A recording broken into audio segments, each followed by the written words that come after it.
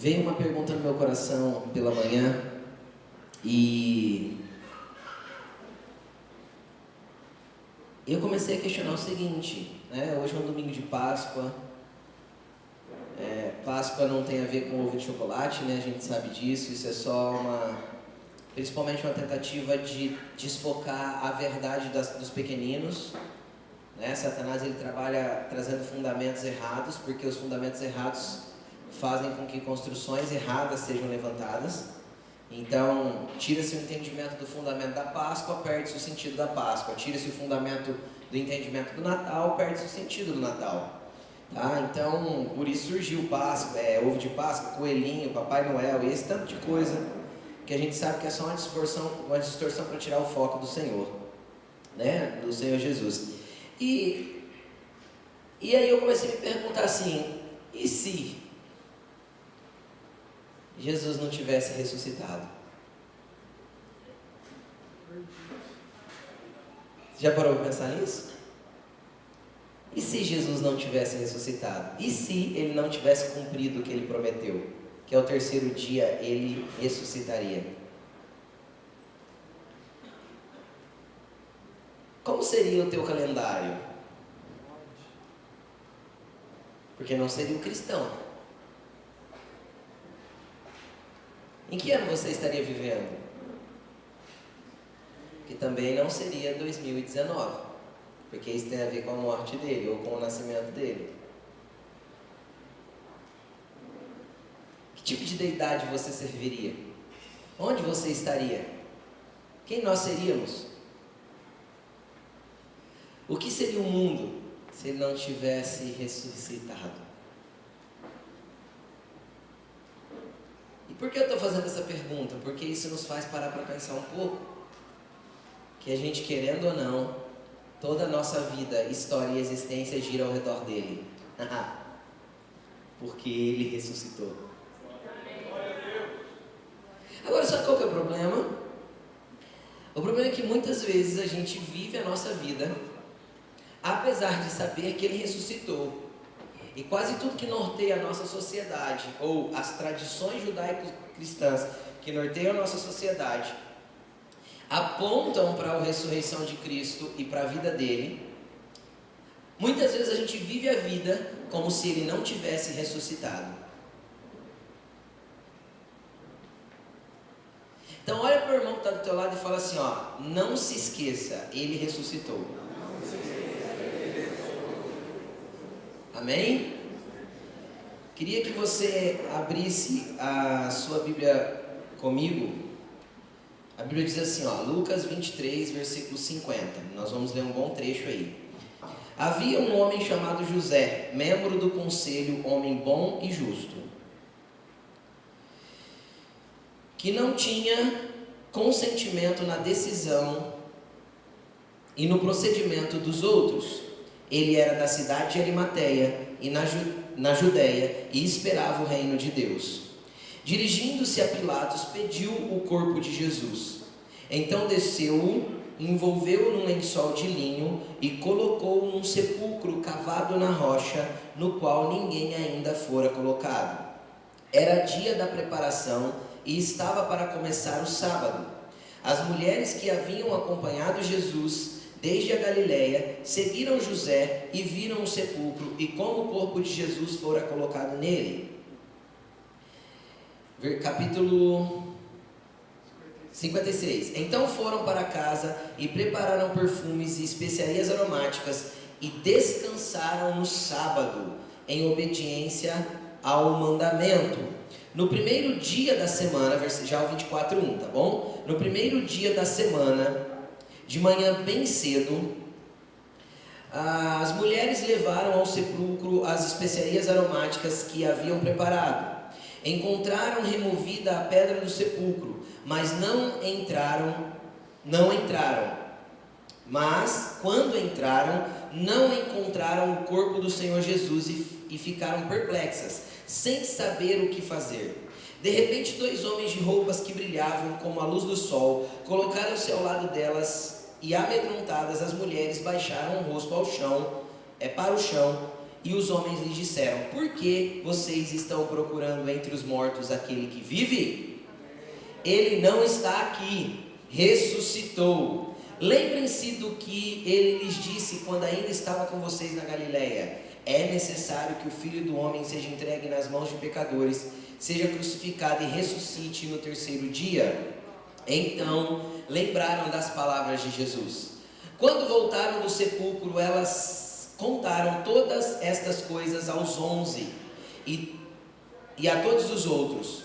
As que contaram essas coisas aos apóstolos foram Maria Madalena, Joana e Maria, mãe de Tiago, e as outras que estavam com elas. Mas eles não acreditaram nas mulheres. As palavras delas lhes pareciam loucura. Pedro, todavia, levantou-se, correu ao sepulcro, abaixou-se, viu as faixas de linho e mais nada, afastou-se e voltou admirado com o que acontecera. Naquele mesmo dia, 2 deles estavam indo para um povoado chamado Emaús, a 11 quilômetros de Jerusalém. No caminho, eles conversavam a respeito de tudo o que havia acontecido. Enquanto conversavam e discutiam, o próprio Jesus se aproximou e começou a caminhar com eles, mas os olhos deles foram impedidos de reconhecê-lo. E ele lhes perguntou: sobre o que vocês estão discutindo enquanto caminham? Eles pararam, com os rostos entristecidos, e um deles, chamado Cleopas, perguntou: você é o único visitante em Jerusalém que não sabe das coisas que ali aconteceram nesses dias? Que coisas? Perguntou ele. O que aconteceu com Jesus de Nazaré? Responderam eles: ele era um profeta, poderoso em palavras, em obras e em diante de Deus e de todo o povo. E os chefes dos sacerdotes e as nossas autoridades o entregaram para ser condenado à morte e o crucificaram. Nós esperávamos que ele que ia trazer redenção a Israel, e hoje já é o terceiro dia desde que tudo isso aconteceu. Amém? Amém. Preste atenção aqui, eu quero compartilhar algumas coisas com você a respeito desse texto um pouco longo que a gente leu. Mas aqui a gente trata de 3 personagens. Além de Jesus, é óbvio, que é o centro da história. A gente trata de 3, um personagem em específico, um grupo e uma dupla, né? 2 discípulos. E é interessante que eu quero retratar com você algumas atitudes que eles tiveram, simplesmente por um fato: não acreditar que Jesus ressuscitou, ou que ressuscitaria. E às vezes tem tudo a ver com a nossa vida. E aí o que acontece? O primeiro cara aí é José. José que morava em Arimateia. José de Arimateia. Um homem rico, membro do Sinédrio. E a Bíblia diz em outro texto que José de Arimateia é retratado nos 4 evangelhos. Esse sepultamento de Jesus, né? Falado tanto em Mateus como em Marcos, como em Lucas, como em João. E aí ele é inclusive retratado como alguém que era discípulo de Jesus, mas que por medo do Sinédrio, por medo dos outros judeus, ele não falava abertamente que era. Então vamos lá. O que José de Arimateia representa para nós? O que José de Arimateia tem a ver com a nossa vida, querido? José de Arimateia é uma pessoa que ele tinha o desejo no coração de seguir Jesus. Só que ele não estava disposto a abrir mão das suas posições e entrar num confronto, preste atenção, com sua estrutura de religiosidade, para que ele pudesse abertamente falar que ele seguia Cristo. Ele tinha vergonha, ele tinha medo, ele não queria se envolver com o que Jesus estava fazendo, justamente porque ele queria manter uma estrutura de religiosidade daquilo que ele vinha vivendo. Ele era membro do grupo mais seleto do judaísmo, o Sinédrio. Ele era alguém importante no meio da sua religião. Ele era alguém importante no meio do seu entendimento religioso que ele tinha até então, apesar de crer que Jesus poderia ser o Messias, ou até ele cria que Jesus era o Messias. E o que acontece? Quando Jesus morre, pela influência que José tem, ele vai até Pilatos, então aí um governador romano, que mandava politicamente no território, E pela influência religiosa dele, ele chega em Pilatos e fala: me libera o corpo. Ele vai até a cruz, desce o corpo da cruz, enrola num lençol novo, o que na época era algo caro. Envolve o corpo de Jesus e leva para um túmulo dele que nunca havia sido usado, que ele tinha mandado escavar numa rocha e rolou uma pedra na frente. Até aí parece tudo muito belo. Poxa, que ato de bondade que ele teve. Mas eu quero trazer um entendimento espiritual. Quantas e quantas vezes nós queremos honrar Jesus? Preste atenção. Mas por causa da estrutura da nossa religiosidade, daquilo que a gente já aprendeu como religião, a gente fica trabalhando e se esforçando para honrar e para trabalhar com o corpo morto de Jesus. A igreja é o corpo vivo do Cordeiro. A Bíblia diz que ele é o cabeça e nós somos o corpo. Porém, quando nós nos esforçamos para trabalhar com o corpo morto de Jesus, a gente está tentando honrar algo sem vida. Cara, ele poderia pôr o lençol que ele quisesse, trazer as especiarias que ele quisesse, colocar no túmulo mais top da galáxia. Jesus não ia precisar disso. Os lençóis iriam ficar, o túmulo iria ficar vazio, porque ele ia ressuscitar. Mas quando a gente, preste atenção, vive a nossa vida sem a perspectiva da ressurreição, nós costumamos agir de acordo com aquilo que a gente acha que é certo, principalmente quando a gente é frequentador de igreja. A gente pensa, age conforme aquilo que a gente pensa que é certo, pautado nas estruturas da religião que eu conheci. Esse é José de Arimateia. Qual que é o problema de quem anda e vive assim? Vários. Porque um corpo de Cristo enrolado num lençol, ele é imóvel e impossibilitado de ser a realidade do que o céu determinou que o corpo dele fosse. Você entendeu? Ele fica atado, impossibilitado de se mover. Imagina você enrolado num lençol.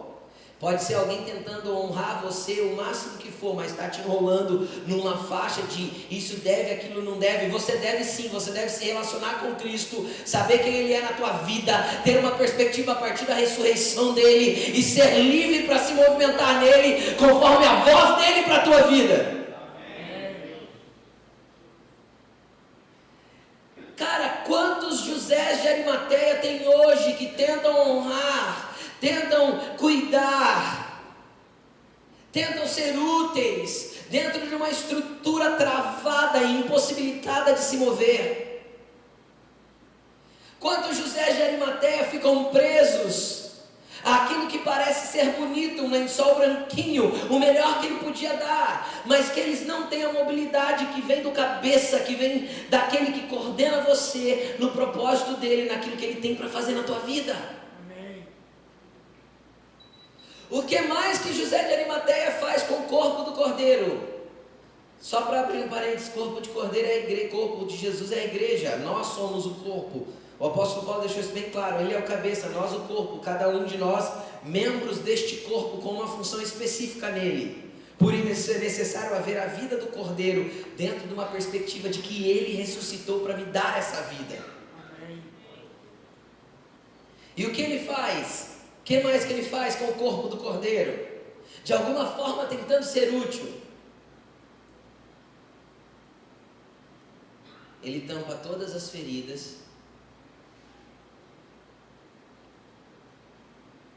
E muitas vezes ele tampa as feridas, mas ele não promove cura. Porque é só um lençol enrolado que não pode fazer nada por elas. Quem está comigo? Quem está entendendo o que eu estou dizendo? Quantas e quantas pessoas, quantas e quantas vezes, a gente, para não deixar que as pessoas vejam as nossas feridas, a gente enrola um lençol e finge que está tudo bem. Se tirar o lençol, a gente desmonta e cai, mas o lençol, pelo menos o lençol da religiosidade, pelo menos mantém a gente retinho. Parece que a gente está de pé, mas qualquer esbarrão te derruba. Qualquer esbarrão faz você cair, sabe por quê? Porque o que te mantém de pé não é a vida do corpo.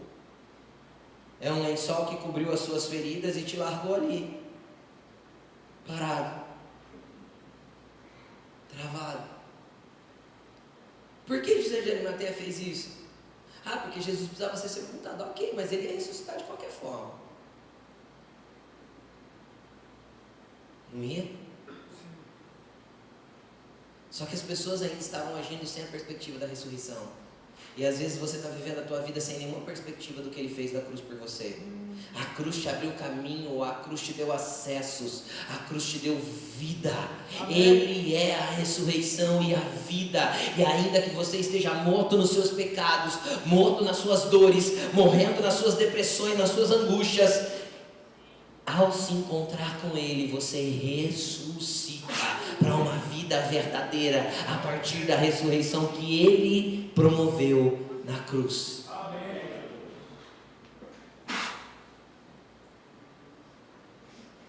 Mas aí eu não posso mostrar as minhas feridas, então eu fico atadinha. Que parece que quando eu estou atado com aquela falsa impressão de que está tudo bem, as pessoas olham para mim e falam: nossa, olha, ele está de pé. Pega alguém com os dois pés travados e dá um empurrãozinho para você ver o que acontece. Querido, às vezes a tua vida é aquela grande montanha russa que um dia você está bem, outro dia você não está. Porque você ainda tenta cobrir as suas feridas para evitar que elas sejam curadas. Porque só feridas expostas podem ser tratadas. Não viva como se ele não tivesse ressuscitado. Porque morto não enxerga nada, mas vivo sabe tudo o que você faz. Sabe por quê? Porque Ele é onipresente.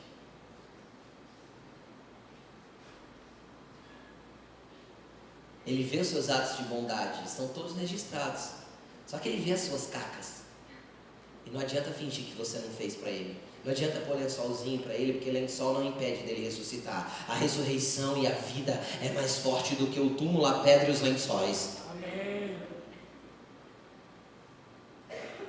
Quem crê em mim, ainda que esteja morto, viverá. Foi isso que Ele disse. Te condenaram, né, a um túmulo. Falaram que você não ia dar em nada, que nunca ia chegar em lugar nenhum, que não interessa que igreja que você fosse, nunca mais ia dar certo o teu ministério. Eu estou para te falar aqui que é mentira. Você entendeu? É mentira o que falaram a teu respeito. A verdade da tua vida é o que Ele fala a respeito de você. A verdade da tua vida é quem Ele diz que você é. Não o que estão falando, não são os lençóis que colocaram que determinam quem você é. Não foi os lençóis que determinaram que ele era um morto. Porque a palavra de Deus não era que ele seria morto, é que ele seria um ressuscitado, um ressurreto.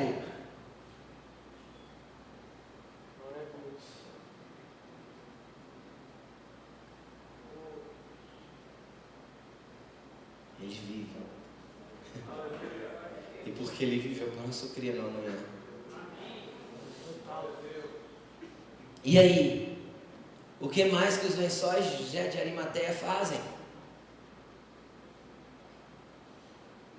Os lençóis de José de Arimateia, querido, muitas vezes possibilitam que a pessoa seja carregada, que o corpo morto seja carregado. Tem pessoa que frequenta a igreja há anos e está sendo carregada há anos. Não avança espiritualmente. Não rompe com o passado, não trata as feridas, não expõe para ser curado, fica fingindo que está tudo bem, mas não percebe que está sendo carregado dia após dia, dia após dia. Porque a vida do Cordeiro não está correndo em você. Hoje Jesus quer trazer vida para esse interior aí, viu? Amém. Chega de choro. Chega de lamento. Chega de alimentar as feridas. Tem gente que gosta de sangrar. Ai, pastor, que horror. Não gosta, não gosta. Gosta porque as pessoas ficam com dó. Aí ele fica trocando as pessoas que têm dó. Porque o que teve dó antes, cansou de ter dó, já começa a chacoalhar para ver se ele cura ele. Aí ele troca o que tem dó, aí ele vai para outro que tem dó, e outro que tem dó. Sabe por quê? Porque é pessoas que ficam procurando cães para lamber as suas feridas, para que elas não sejam curadas. Ai, você está vendo o que fizeram comigo? Sabe como que é viver assim? É viver sem perspectiva de ressurreição. Sabe qual que é a perspectiva da ressurreição? É assim, ó.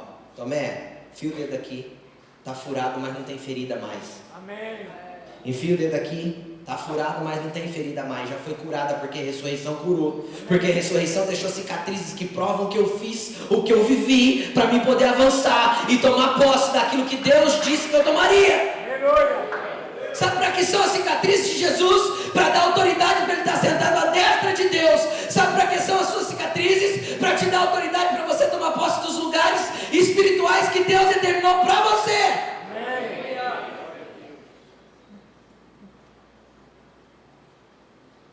Só que tem gente que gosta que elas fiquem sangrando. Quando começou a curar, ela pega a faquinha e enfia de novo. Afinal, alguém precisa ter dó e compaixão de mim.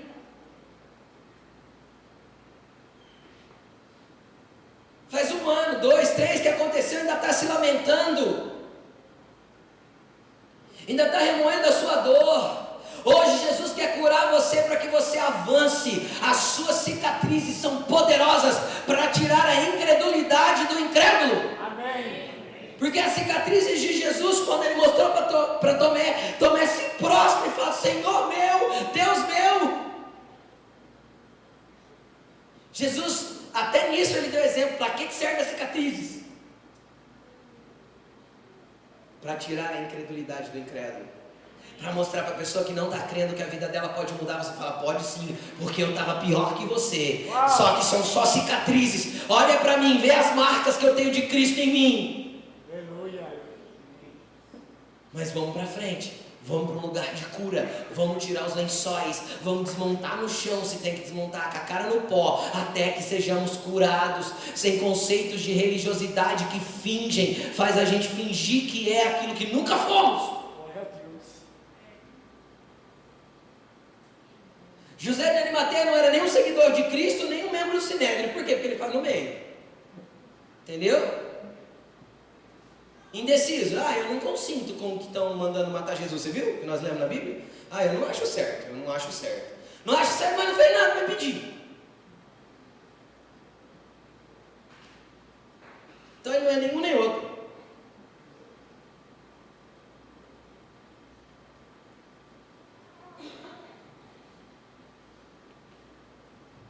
É o crente sem sabor, né? Chuchu. Chuchu. Qualquer coisa que você encosta dá gosto nele. Jesus quer que você seja meio pimentão. Entendeu? Pois pegou. Entrou, traz sabor. Entende o que eu estou falando? Já não era nem. Já viu? A pessoa nem é uma coisa nem outra. Quem já viu o cara que trabalhou em 26 profissões, né? Ele não é nada. Sabe tudo, mas não faz nada. Ou faz tudo, mas não é nada. Querido, ou você é de Jesus, ou você vai continuar vindo na igreja. Uau! Para que eu vou vir na igreja? Não sei, às vezes para ouvir uma boa palestra motivacional para você sair daqui empolgado para a sua semana e voltar semana que vem ruim de novo.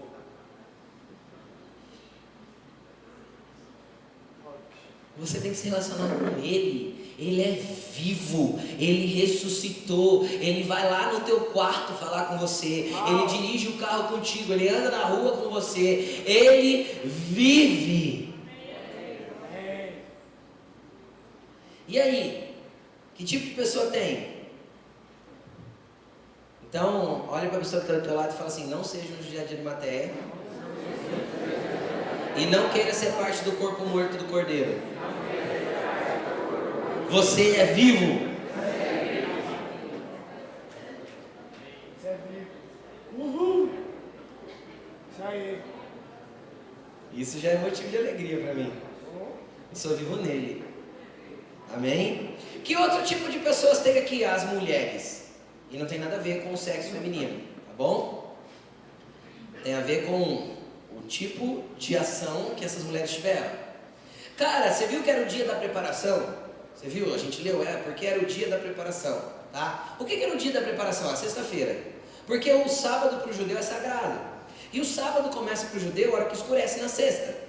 Entenderam? Então, 6 horas da tarde, vamos pôr assim, vai, é sabá. Não pode fazer mais nada. Então José de Arimateia cata o corpo rapidinho, enrola no lençol, enfia no túmulo e larga. Só que uma pessoa, entre aspas, importante como Jesus, né, conhecida, era tratada de forma diferente. Normalmente o corpo era preparado, cheio de especiarias, tinha todo um frescurelo em cima do corpo ali antes de sepultar. Obviamente, porque era o dia da preparação, não teve tempo. Amém? O que elas fizeram? Na sexta-feira mesmo, a Bíblia diz que elas prepararam essências aromáticas, ervas, não sei o que, para levar e ungir o corpo de Jesus, o corpo morto de Jesus. E elas guardaram o sábado, porque era lei na época, e elas deixaram para fazer isso no domingo cedo. E a Bíblia diz que na primeira hora do dia elas chegaram no túmulo. No domingo, elas foram para o túmulo. E chegando lá, o túmulo estava vazio. E elas ficaram apavoradas e não entenderam nada. Meu Deus, onde colocaram Jesus? Onde colocaram Jesus? O que fizeram com o corpo dele? Por que tiraram o corpo daqui? Qual que era a perspectiva dessas mulheres? Que ele ainda estava morto e que ele não ressuscitaria. Então todas as vezes que eu ajo de forma natural, sem a perspectiva da ressurreição, eu vou ter um grande trabalho para gerar nenhum resultado no mundo espiritual. Cara, elas prepararam tudo, guardaram aquele negócio sábado o dia inteiro, levantaram de madrugadinha, e toda aquela coisa para chegar no fim e usar aquilo para nada. Porque se elas tivessem a perspectiva da ressurreição, elas olhariam umas para as outras e diriam: não precisa fazer, ele não vai ficar morto, porque ele prometeu, ele vai ressuscitar. Sim.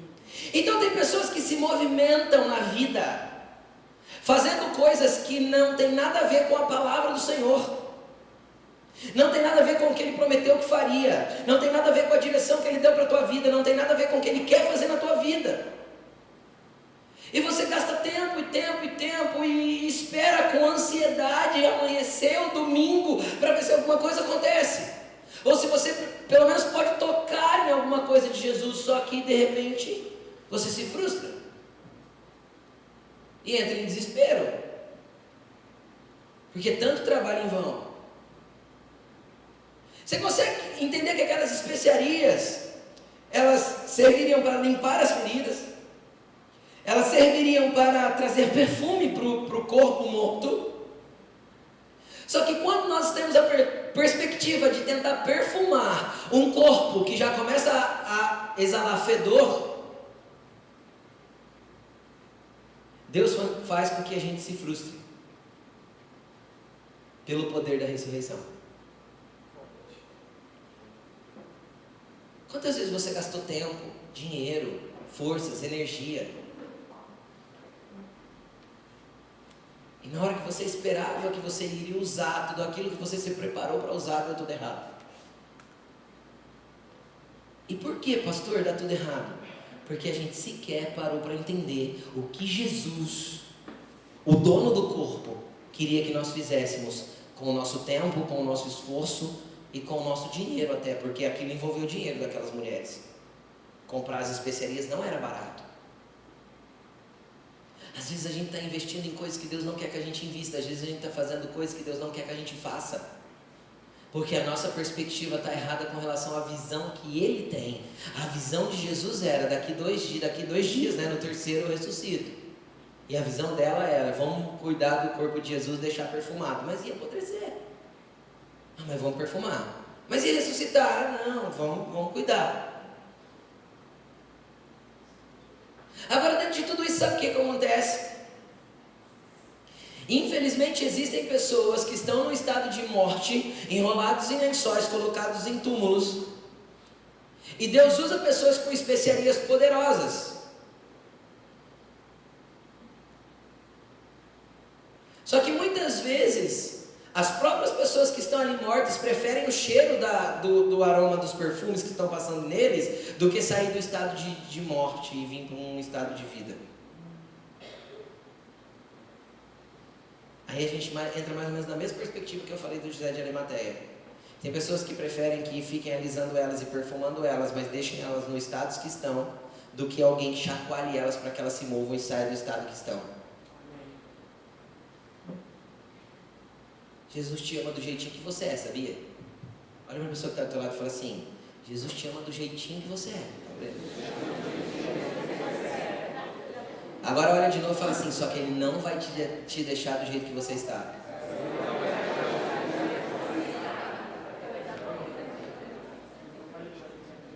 Cara, não tem limites e barreiras para o amor de Jesus. Ele entra nos mais sujos sepulcros da terra. Amém. Isso aí. Entendeu? Só que Ele entra para tirar um corpo morto e trazer para a vida. Amém. Entenderam? Ele entra para ressuscitar pessoas, ressuscitar sonhos, ressuscitar ministérios, ressuscitar chamados, ressuscitar famílias, ressuscitar casamentos, ressuscitar tudo. Amém. Só que tem gente que quer continuar deitado. Passa o perfume, olha que cheiro bom. E as feridas? Não mexe não. Tá doendo. Tá doendo, mas tá cheirando bem, ó. Perfume.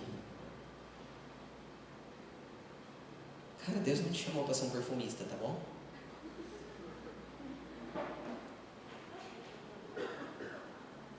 Deus te chamou para ser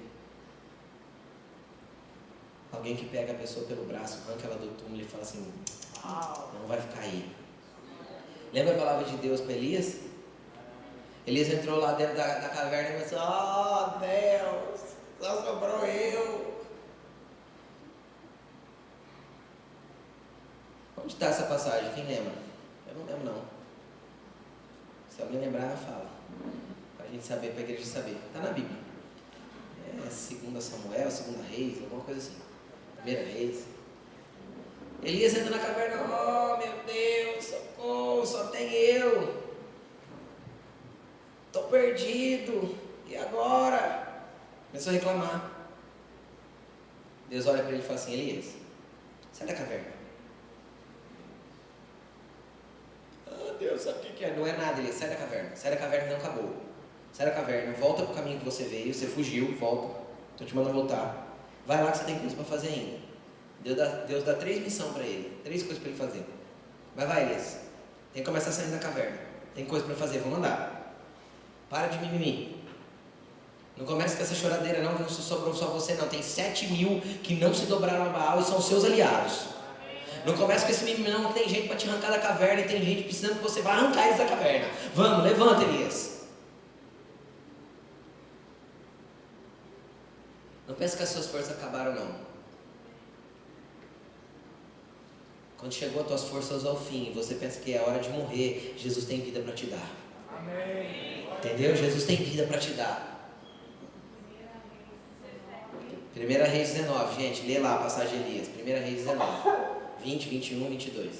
Deve ser uns 3, 4 capítulos que fala disso aí. Então lê lá a passagem de Elias, não fica com mimimi não. Jezabel está querendo te destruir, mas Deus quer que você manda o céu abrir, o céu fechado, e você tem autoridade quando você se move na vida e no poder daquele que está te ordenando fazer as coisas. Amém. Amém? Também não seja perfumista de ninguém. Está fedendo, deixa feder. Quem sabe uma hora de feder tanto, ele pede ajuda.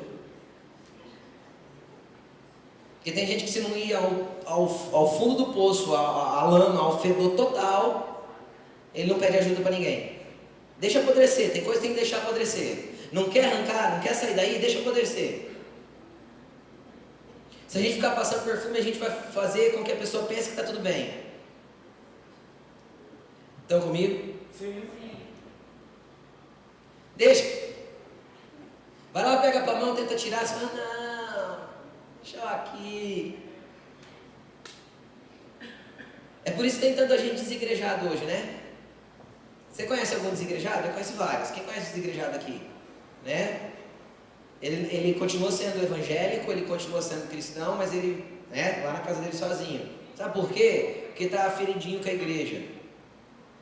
E por que continua ferido? Porque não se deixou curar. Porque é a própria igreja que tem os aromas, as especiarias e as coisas que curam. Amém. Olha para esse irmão que está do teu lado e fala assim para ele: se eu te ver no buraco, não conte com o meu perfume. Conte com as minhas mãos para te tirar de lá. Entendeu? Arranca ele do túmulo, velho. Leva para fora. Tem vida lá fora. Amém? Então não adianta gastar tempo, dinheiro, energia para ir perfumar um corpo morto. É perca de tempo, é falta de perspectiva da ressurreição. Ele ressuscitou. Aí tem agora os 2 discípulos. Os 2 discípulos estavam em Jerusalém, viram a morte de Jesus. Jesus morreu em Jerusalém. Ok? Aí eles deixam Jerusalém e vão para Emaús, uma cidadezinha a 11 quilômetros de Jerusalém, a pé, né? Só que tinha uma palavra de Jesus, que era para ficar em Jerusalém, que era em Jerusalém que tudo ia acontecer, não era para sair de lá. Aí eles pegam, viram as costas para a ordem de Jesus e vão na direção que eles entendem que precisam ir. Aí algumas coisas começam a acontecer, eles estão no caminho aqui, de repente, encosta alguém. Quem que é esse alguém? Esse alguém é Jesus. Só que eles não reconhecem. Quantas vezes Jesus se apresentou para você no caminho e você não reconheceu que era Ele? Porque você estava sem a perspectiva da ressurreição. Então você traçou o seu próprio caminho em divergência ao caminho que Deus queria que você fizesse, em oposição àquilo que Deus queria que você fizesse.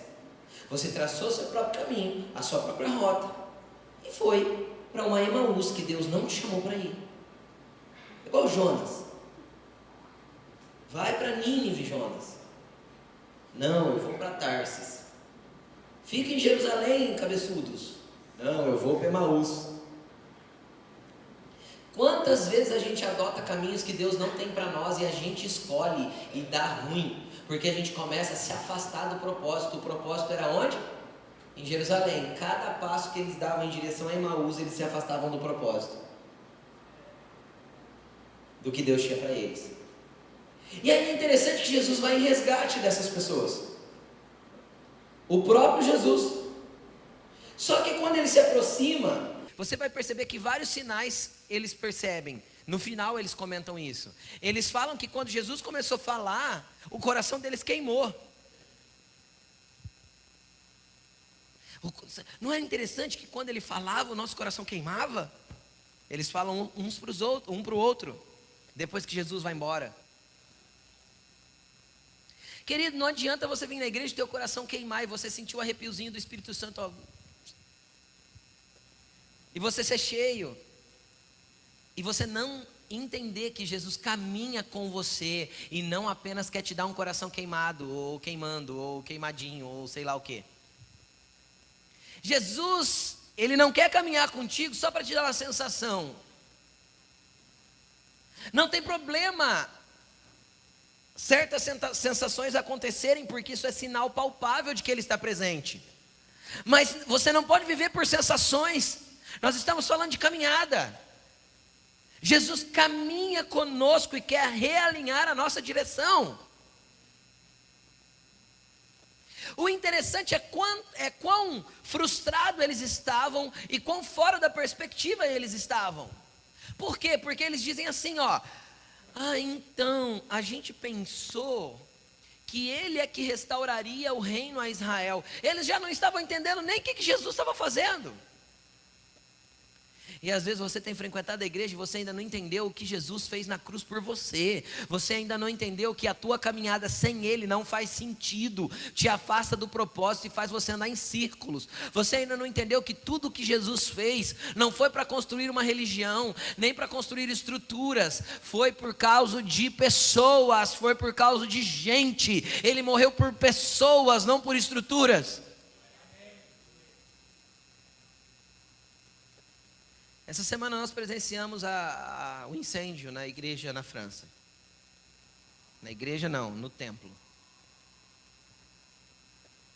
As nossas crianças estão felizes. Está tendo algo poderoso lá em cima para elas hoje. Nós presenciamos o incêndio no templo lá de Notre Dame. Cara, é lindo. Mas Jesus não morreu por aquilo.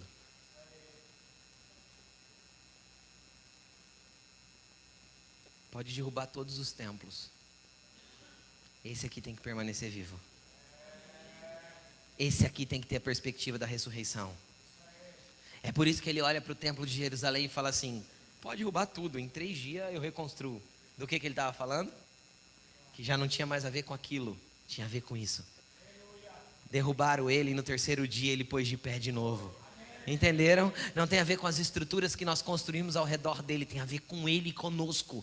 Ele morreu por causa de você, você que ele ama. Ele não ama parede, ele não ama microfone, ele não ama estrutura, ele ama você. Ele me ama, ele nos ama. Então se a nossa caminhada não faz sentido com ele, ou é só para sentir um coração queimando, ou é só para sentir alguma coisa, cara, deixa eu te explicar. Ele está caminhando do teu lado para retraçar a tua rota. Ele é o GPS que te conduz ao caminho eterno e ao destino que Ele desenhou para você desde a eternidade. Qual que é o problema desses dois? É que eles não tinham perspectiva da ressurreição. A gente achava que era ele. Eles perderam a perspectiva quando ele morre. Eles perderam a perspectiva até de quem Jesus era. Preste atenção, eles falam assim: ele era um profeta, explicando para o próprio Jesus, ele era um profeta poderoso em obras e em palavras. Ele não era um profeta. Ele nunca foi um profeta. Ele era o Messias. O problema é que quando alguns sonhos se frustram em nós, quando alguma coisa que a gente está fazendo é frustrada em nós, às vezes a gente perde a própria perspectiva de quem Cristo é na nossa vida. Ele não é o teu abençoador. Ele te abençoa, mas Ele é o teu Senhor. Ele não caminha com você para te abençoar. Ele caminha com você para te trazer para o destino que Ele tem para você. Ele caminha com você para que você possa passar a caminhar com Ele.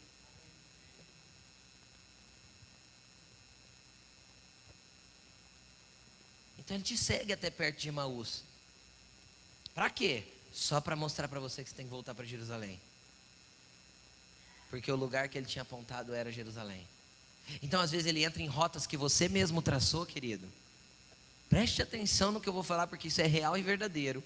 E às vezes muito complicado de entender.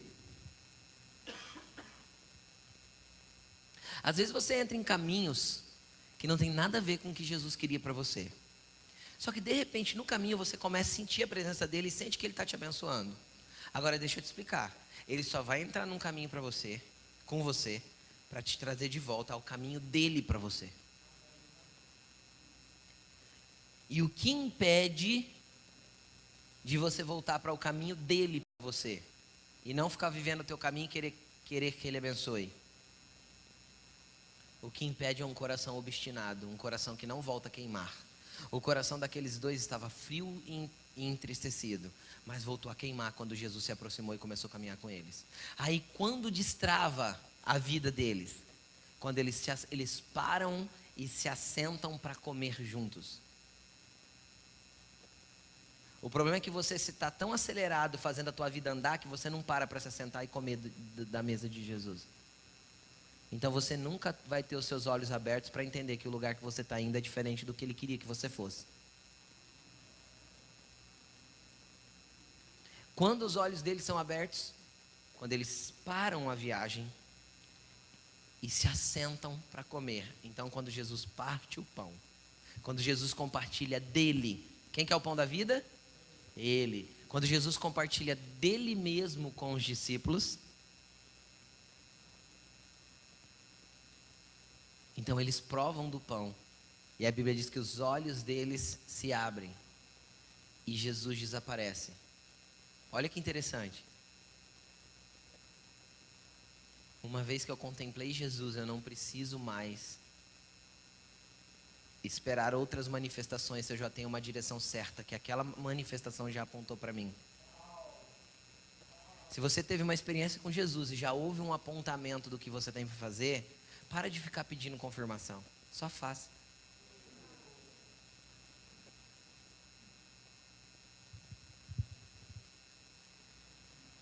Teve uma vez que eu sentei com um irmão para aconselhar e dei vários conselhos pautados na palavra de Deus do que ele tinha que fazer. Passou, sei lá, um mês, 15 dias, 20, eu não lembro, um mês e meio.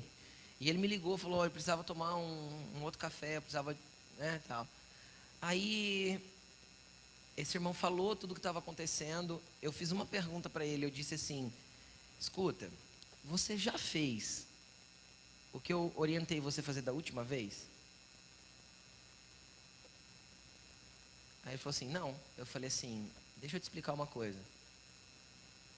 Na verdade eu não falei o que ele, na verdade da outra vez ele tinha tido uma direção de Deus do que fazer. Ele compartilhou que tinha tido uma direção de Deus e orientei como entrar nessa direção que Deus tinha dado. Aí eu falei assim para ele, você já entrou na direção que Deus te deu da última vez? Já fez o que ele te pediu para fazer? Ele falou, não. Eu falei, por que você acha que Deus tem que te dar uma nova direção se você não obedeceu nem a antiga? Se eu não chegar até a esquina, o GPS não me dá a próxima curva. Se eu não chegar até as curvas que eu tenho que fazer no meio do caminho, ele não vai me direcionar para o próximo ponto. Se Jesus já te mandou fazer algo e você não fez até hoje, você está vindo buscar mais respostas aqui, por quê? Consegue entender?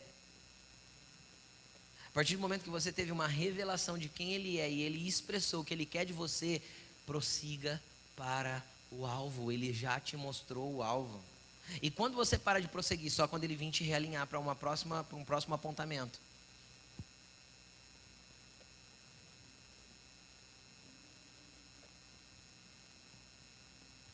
Não pede outra palavra. Pede obediência. Senhor, me dá capacidade de obedecer.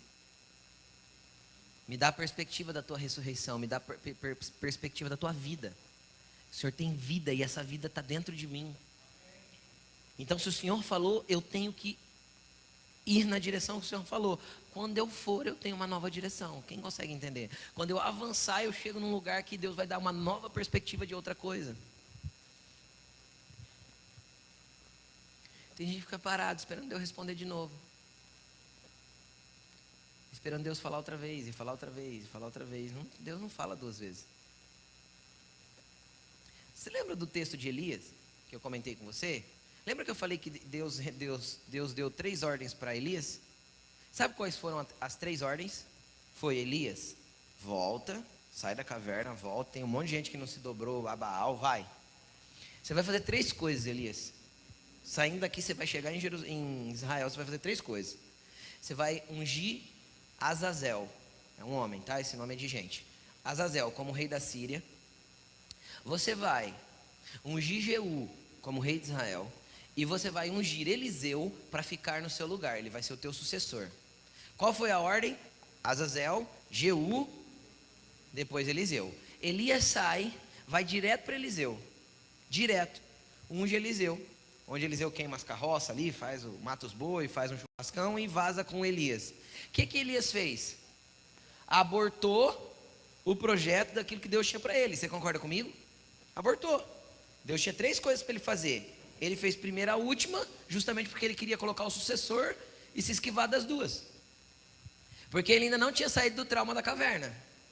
Quem não vence seus traumas não avança no propósito. Aí o que acontece? Acontece que Elias é levado para o céu, no redemoinho lá, e fica Eliseu. O que Deus manda Eliseu fazer? Unge Azazel como rei da Síria e unge Jeú como rei de Israel. Deus não volta atrás na sua palavra, nem que seja para outro. Então deixa eu te explicar. Se você não cumprir o que Deus está pedindo para você fazer, se você não redirecionar a tua rota dentro do que Deus escolheu você para fazer, Ele vai escolher outro.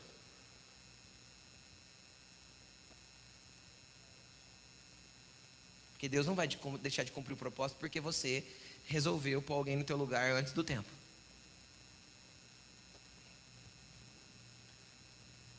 Aí eu costumo brincar, né? Isso é só uma brincadeira. Quem está me assistindo pela internet é só uma brincadeira. Que Elias vai ter que voltar justamente porque ele não terminou de fazer o que tinha que fazer.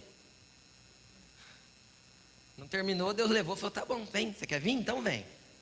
Vem, mas você vai ter que voltar. Não vai morrer porque você vai ter que voltar. Vou te trazer inteiro. Vai ter que voltar, vai ter que morrer, vai ter que fazer certo. Brincadeira, isso é só um... Mas faz sentido, de certa forma. Amém? Cara, Jesus quer dar uma experiência de mesa com você. Para você. Como eu sei disso? Apocalipse 3:20. Eis que estou à porta e bato.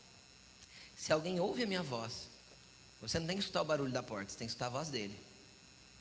Se alguém ouve a minha voz e abre a porta, eu entro, como com ele e ele come comigo. Eu reparto o pão e as escamas dos olhos se abrem e você vai enxergar a perspectiva do que eu estou fazendo na tua vida, apesar de você achar que ela não está caminhando para o lugar que deveria estar. Nem tudo que você acha é o que Deus tem para você, tá bom? Nem tudo que nós achamos é o que Deus tem para nós. Nem tudo que nós pensamos é o que Deus quer fazer na nossa vida. Às vezes a gente só está criando especiarias para um corpo que não vai estar mais lá. Estamos gastando tempo, recurso, dinheiro à toa. Agora o que você tem que fazer? Além de vir aqui de domingo, ouvir uma palavra, ter um tempo na mesa com Ele, entrar no secreto, gastar um tempo para ouvi-lo, para entender o que Ele tem para a sua vida, porque existe uma perspectiva de ressurreição que está nele. Você tem que ter um tempo para ouvir Jesus. O coração queimava quando Ele falava, não quando eu ficava falando para Ele. É assim que os discípulos falavam. Tem gente que entra no quarto, tem tanto para falar e não tem nada para escutar. Fica no silêncio, manda a tua alma se aquietar, igual Davi falou, minha alma, se aquiete. Espere em Deus, você ainda o louvará. Se aquiete, minha alma, se aquieta, minha alma. Você está muito agitada dentro de mim. Deixa Ele falar. Deixa Ele te servir pão. Deixa Ele te explicar o que está acontecendo. Aí você vai ter um apontamento da direção que Ele tem para a sua vida. Agora deixa eu te falar uma última perspectiva, uma última coisa. O corpo ressurreto de Jesus, do qual você tem que fazer parte. Nós somos todos parte de um corpo que tem que estar cheio da vida da ressurreição. Esse corpo cheio da vida da ressurreição, querido, ele ganha uma dinâmica e uma velocidade diferente da perspectiva humana. Quando Jesus entrar para fazer o que Ele tem para fazer na tua vida, as perspectivas humanas, a velocidade humana não tem nada a ver com o que Ele está fazendo. Porque Jesus simplesmente aparece e desaparece da onde Ele bem entende. A velocidade e a movimentação já não é pautado naquilo que o homem pode fazer, mas é pautado naquilo que Ele pode fazer pelo homem. A velocidade da movimentação está pautada naquilo que Ele pode fazer por você e não naquilo que você pode fazer por você mesmo ou até por Ele. Não tem a ver mais com essas especiarias que você consegue preparar. Não tem mais a ver com o destino que você quer chegar. Tem a ver com como Ele quer movimentar você. É por isso que o corpo ressurreto de Jesus aparece e desaparece. Aí você fala assim, mas pastor, isso aí foi o corpo de Jesus. Então, mas sabe o que eu acho interessante? É que quando Ele é levado ao céu em Atos 1, assunto ao céu, A Bíblia diz que os homens ainda estavam olhando para o alto, uma nuvem cobre ele e os homens estavam todos assim, ó, boquiaberto, porque ver Jesus subir deve ter sido muito doido, né? Estava todo mundo assim, ó. O que aparece? Um anjo. E fala assim para eles: por que vocês estão olhando para o céu? Do mesmo jeito que ele foi, ele vai voltar. Vamos, tem o que fazer. Vai, vaza. Vocês entenderam? E Jesus já tinha ido, então tá, agora ficou para a igreja. Então é para a igreja, movimenta. Vai, tem o que fazer. Essa dinâmica de velocidade eu trouxe para vocês. Só que nós somos pessoas nesses dias que vivemos tão sem a perspectiva da ressurreição, que a nossa movimentação é lenta, vagarosa, parecendo uma tartaruga. A de Jerusalém era assim, uma pregação 3.000, outra pregação 5.000, e o Senhor ia acrescentando à igreja os que ia sendo salvo. E até quando foi? Até o dia que eles estacionaram. A Bíblia diz que eles pararam, ficaram só em Jerusalém. 8 anos ficou o evangelho só em Jerusalém, você sabia disso? Aí o que Deus fez? Trouxe uma perseguição para que eles se espalhassem. Toda vez que a igreja para a sua movimentação, Deus intervém, às vezes até com um ambiente de perseguição, para que a igreja se movimente. Então coloque-se de pé.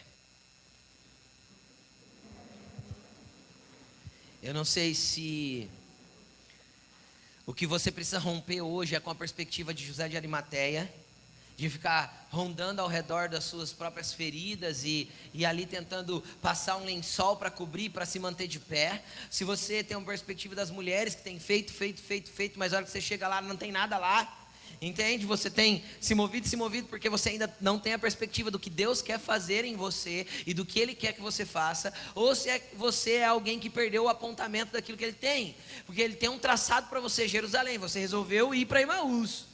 Não, porque Emaús parece muito melhor do que Jerusalém. Não interessa o quanto parece melhor, interessa o quanto Deus sabe a respeito de nós mesmos, que é mais do que nós mesmos sabemos a respeito de nós mesmos. Hoje eu quero fazer um apelo aqui, vamos dizer assim, uma chamada. Você que precisa romper com um desses ambientes, sai do teu lugar e vem para frente. Você que quer entrar numa nova movimentação com Jesus, você que quer romper com coisas, você que quer viver uma nova estrutura com Ele, você que quer viver algo novo dEle, você que quer avançar, mas avançar alinhado com a perspectiva do que Ele pode fazer por você, sai do teu lugar e vem. Vem porque Jesus tem grandes coisas para fazer na sua vida. Vem porque Jesus tem muitas coisas para romper aí, vem.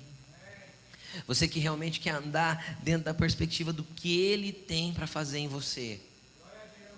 Seja para romper hoje com as suas dores. Você que está sofrendo, às vezes você está se sentindo morto dentro de um túmulo.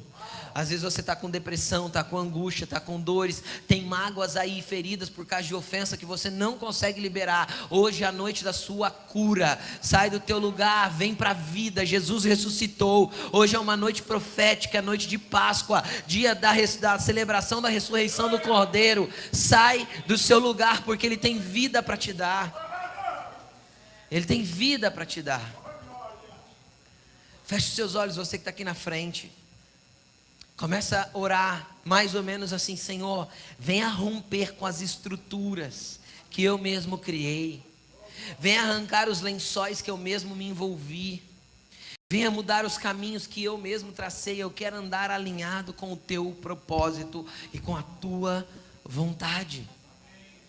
Vai falando isso para Ele: Senhor, eu abro mão do meu orgulho, e se precisar desconstruir alguma coisa para construir coisas novas, pautadas e alinhadas com a tua vontade, eis-me aqui. Eu estou disponível, Senhor. Fale isso para Ele. Eu estou disponível para saber menos de mim e mais de você, Jesus. Eu estou disponível para matar mais o meu próprio eu e viver mais a tua vida, porque afinal a tua vida em mim é a vida de verdade, o restante é apenas existência. Fale isso para Ele. Jesus está neste lugar. Você que ficou aí no banco, não fique desatento, não fique de olhos abertos. Comece a falar com Ele, feche os seus olhos, vai buscando. Todos nós temos alguns desses ambientes para romper. Todos nós tomamos decisões que estão em desacordo com a vontade do Senhor. Todos nós, quando somos feridos, ficamos rodando ao redor das nossas mágoas. Todos nós temos esse problema. Então não ache que você é bom o suficiente porque você ficou no teu lugar. É noite de ruptura, é noite de entrar num novo lugar, na ressurreição dele. É noite de, através da ressurreição, acessar novos lugares no Senhor. Vai falando com Ele. Ele está neste lugar. Não desista de falar, não desista de buscar. Ele te ouve. Ele te ouve, te conhece, te entende, te quer. Ele morreu por causa de você. Ele morreu por causa de você.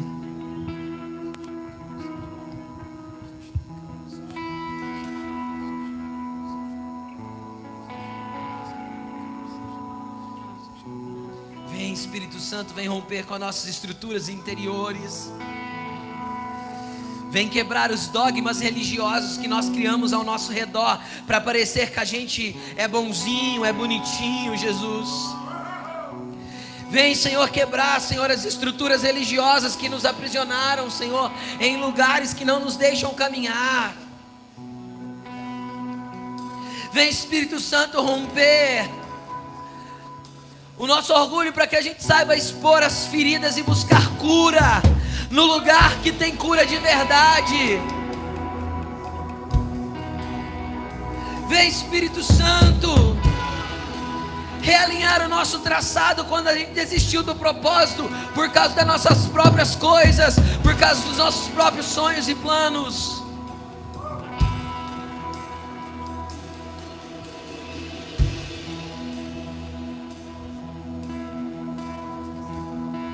A morte venceste, o vento rompeste, a tumba vazia agora está.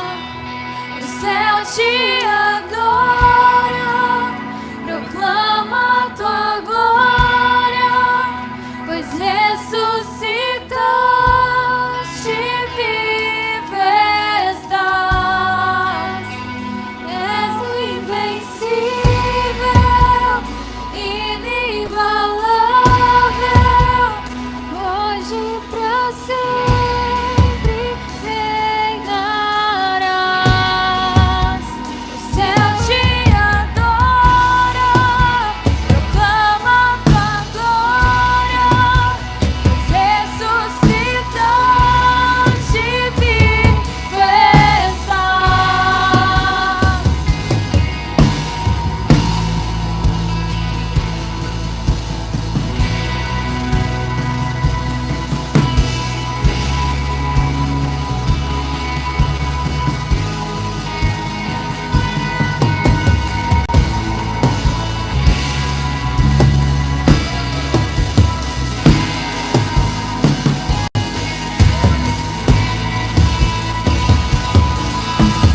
Vida, receba a vida do Senhor.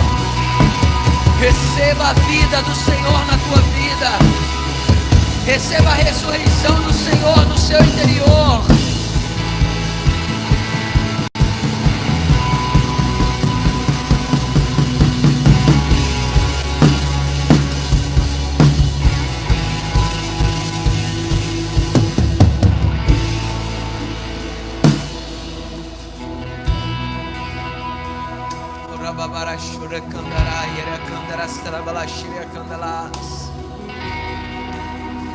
Senhor, toda estrutura de feridas,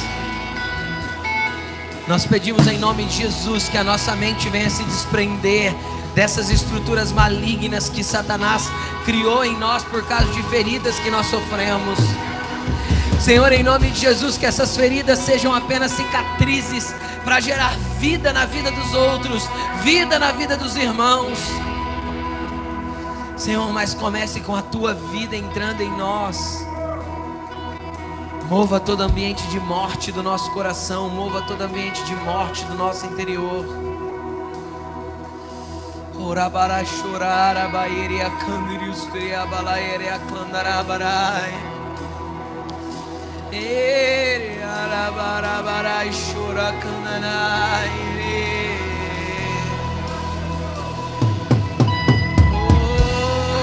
Babalai chore a candara barabarai chere a candara babarai. Rarabalai chora candara ere. Santo Espírito flua aqui. Recandarababaraere, babará. Ora labarabara chora candarabara ele alabaraiana.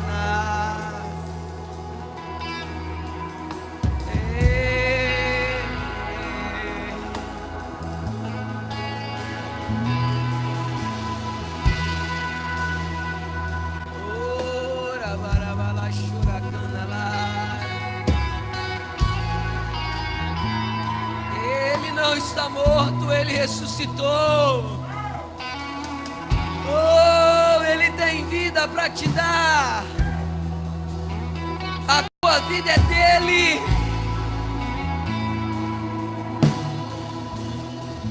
Entregue-se para ele hoje e viva a vida de verdade nele. Era babarai chora candarai.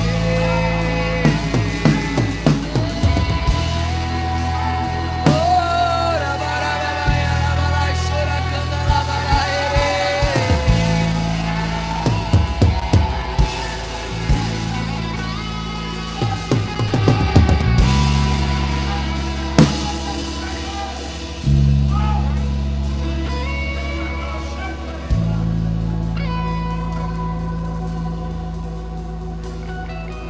O choro pode até durar uma noite, mas a alegria ela vem pela manhã.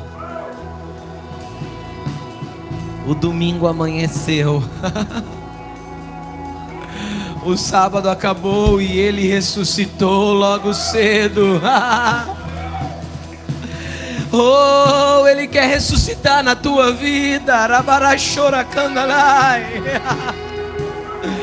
Essa escuridão está passando, querido.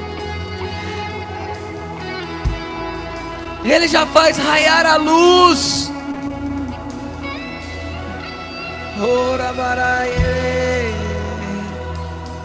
Há um som rochandecharios muito poderoso que o Senhor quer produzir aqui no nosso meio. Um som tão poderoso que estará abalando algumas coisas dentro de nós. Há um som muito glorioso. Racendecharios, diz o Senhor, que estará trazendo vida a coisas mortas. Racendecharios, e o maior mover do Espírito nessa noite não está em palavras, está no som. Randecharios, irosaios, suriandecharios, rombabios. Rosúrias, Herolagendejaios. Ouça o fluir da bateria. Rendejaios, eu declaro, Rengondendembios, Herolajaios. Nós nos rendemos ao som dos céus agora. Herondejaios, o Espírito quer usar você, Lucas, como um canal agora. Herondejaios, entra agora. Herondejaios, porque há libertação para sair ao som dessa bateria. Ei, oh, Ros, ei, eu declaro, Senhor, o Lucas conectado à tua vontade, ao teu poder agora. Flua poder de Deus através dessa bateria. Ei, receba cura. O Espírito está se movendo. Ei,